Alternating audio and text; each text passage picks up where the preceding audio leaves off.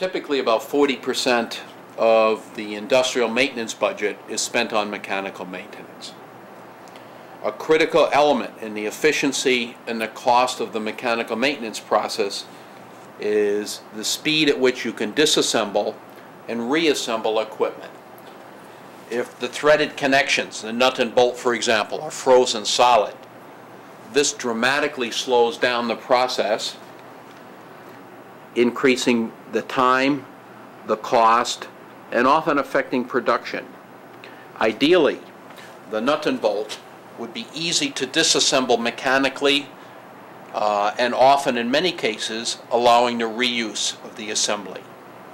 The critical element in terms of being able to rapidly disassemble threaded assemblies is the use of a solid lubricant, often called an anti-seize. Effectively, the anti-seize acts like microscopic ball bearings to keep the two surfaces separated. It often has to operate and function under very harsh conditions of temperature, aggressive chemicals, or extreme pressure. The two primary factors that determine the effectiveness of an industrial anti-seize are the particle size and the type of solid lubricants used. In order for an industrial anti-seize to perform consistently, it's critical that the last layer of particles do not wipe off the metal surface. In order to illustrate this, we have a polished steel panel with a piece of tape down the center.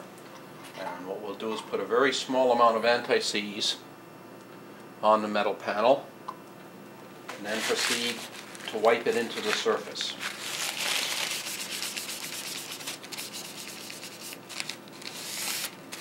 It takes a very small amount to cover the whole surface.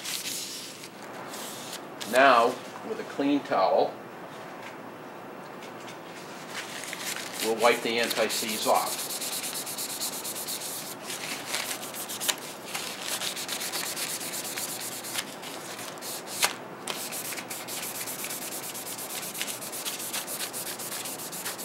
And it appears we've removed all of the anti-seize.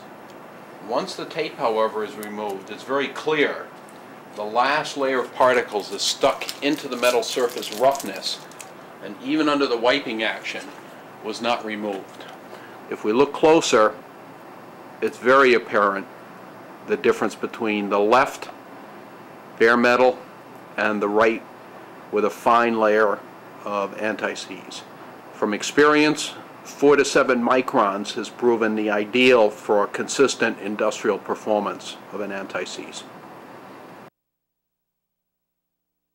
A standard test method to measure particle size distribution is to use a Hegman grind gauge.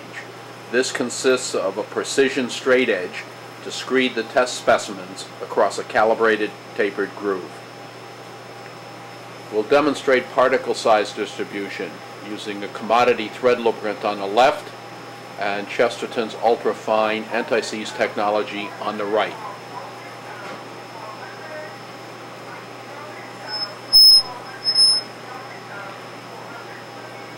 As we get close, you can clearly see on the left the large particle size leaves streaking all the way back to 3 or 4 mils or 75 microns, where on the right the ultrafine particles well below a half a mil or about 12 microns, down in a range of 4 to 7 microns. Solid lubricants normally fall into two broad categories. One is where you have extreme pressure but motion. It's truly acting as a lubricant. And in this case, the lower the coefficient of friction, the slipperier it is, the better. These typically are very, very dark black in color because they're based on extremely fine graphite molybdenum disulfide blends. The subgroup, the anti-seize, has one additional critical requirement, and that is a balanced coefficient of friction, so when you torque the bolt you get approximately the correct load on it. In these cases you would not want a high level of graphite. So an industrial performance anti-seize should not be black in color. That usually indicates a high level of graphite and a whole series of inherent problems on nuts and bolts. Summarizing solid lubricants. The critical properties: it must have fine enough particle size, 4 to 7 micron, to stick in the metal surface so you cannot wipe it off even under extreme pressure. They should also have the correct blend of solid lubricants depending on the end use. For extreme pressure lubrication, the lowest coefficient of friction possible, typically graphite molybdenum disulfide, often in a synthetic paste. For anti-seizes, the balance coefficient of friction is critical. Therefore, different blends of solid lubricants are ideally used.